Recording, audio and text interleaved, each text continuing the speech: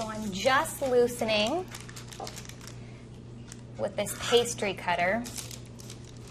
This is the hardest part of the tart, honestly, is getting it onto your platter.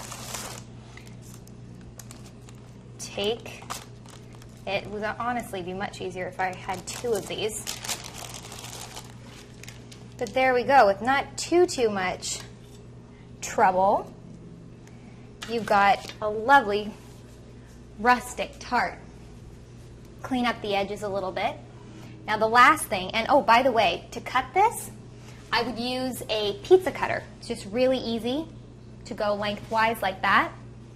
To finish it off, just so you get a little bit of shine, I've thinned out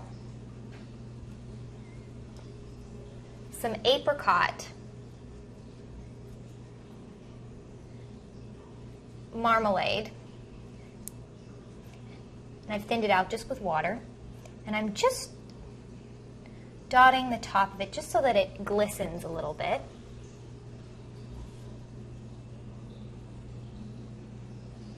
Doesn't take a lot of it,